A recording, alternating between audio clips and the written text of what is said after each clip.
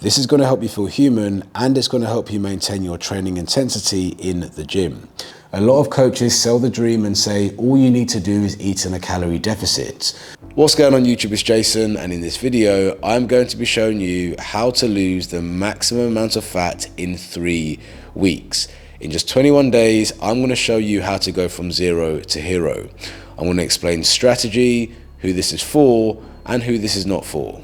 So, who is a mini cut not for?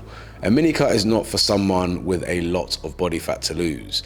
If you have, I would say, more than 2 or 3% body fat to lose, you'd be much more suited to a standard cut over a longer period of time. And so in my view, I would say a mini cut is only for a few groups of people. Number one, those who are already relatively lean and are looking to get a little bit leaner. Number two, those on a bulk that are looking to clean up and then bulk again. And probably number three, those that are returning to training after a layoff period. So day one weigh-in, we are 84.35. We're looking to be around, I'd say 80 kilos, there or thereabouts, maybe a little bit less by the end of the shred. So, in terms of nutrition, because it's only a 3-week mini cut, you want to be quite aggressive. Number one is to go online and check your maintenance calories. You can find this out on any of the TDEE calculators online. Remember, this is only a guide. Step number two is to create a calorie deficit around 20 to 25% of your maintenance calories for your day-to-day calorie targets. And step number three is to make sure you're getting enough protein, so at least 0.7 grams of protein per pound of body weight. You can go up to 1 gram per pound, but this is not absolutely necessary. Ah yes, one more thing under nutrition, try and implement at least one high day per week where you raise your calories to maintenance and increase your carbs. This is going to help you feel human, and it's going to help you maintain your training intensity in the gym. The idea is this is aggressive. We're going to be digging like 6 days a week on low calories and low carbs, and so this one high day makes things somewhat manageable.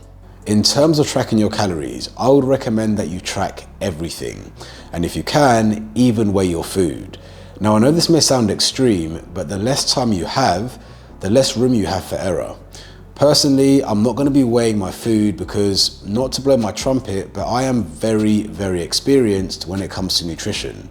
I've been doing this almost 20 years. I know the calories in pretty much everything, if not most things, but I will be using my MyFitnessPal. In terms of your training, I would recommend training at least 4 days a week. Again, it's only a 3-week mini cut, you haven't got long. Can you get away with 3 days a week resistance training? You can, but ideally 4 or 5 is going to allow you to push the needle. And the other thing is, in terms of your steps, I would shoot for at least 10,000 steps per day. I'm shooting for between 12 and 15K. Steps are really important for raising your metabolism and your daily calorie burn. Another thing is that when you have your high day and raise your calories, I would probably bump up your steps as well. So they're the main things in terms of training and nutrition. Moving on to tips, there are probably 4 things you should be aware of before starting this mini cut. Tip number 1, and this might make me unpopular, but quality of food matters.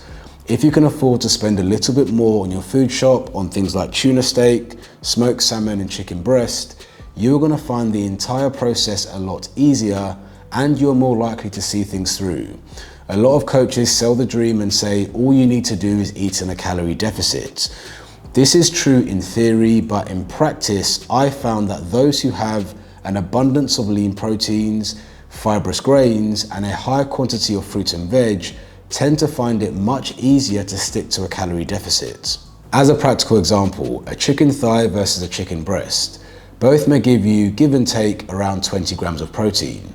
But the person who eats chicken breast is going to end up eating the same amount of protein on 50% of the calories, which means that over the day, the person who eats less lean cuts of meat is likely to blow their calorie budget a lot sooner.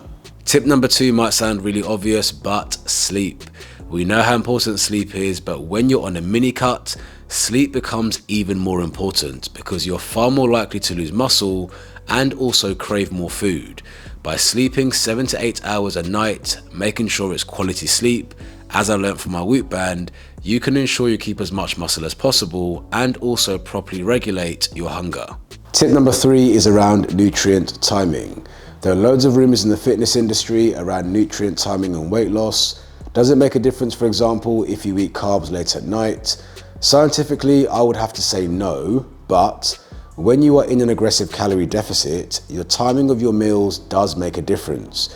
If, for example, you eat breakfast at 8 a.m. and then you're not training until midday, you might find that you start to flag, versus if you had breakfast at 8 a.m. and you trained at, say, 9 or 10 a.m., as shown in various studies. So on the back of that, I would say eat a proper meal 1 to 2 hours before you train. And tip number 4, make sure that if you have a wife or a partner, that they are on board with the shred. It's so important to make sure that your meals are aligned, because if you're trying to be really strict and your partner's going out and eating chocolate and biscuits and stuff like that, you're not going to make it very far. Let them know well in advance so you can plan your meals. So guys, that is everything. I'll be releasing a video once a week to keep you updated on my progress. Hope you enjoyed this video and found it helpful. Don't forget to like it if you did. Subscribe to my channel to follow me on this journey, and I'll see you again soon. Also, side note, I'm still surprised at how well the last video did, me speaking about why I left the UK. Who knew so many people shared the same views? If you haven't seen it already, I would definitely recommend that you check it out. See you soon.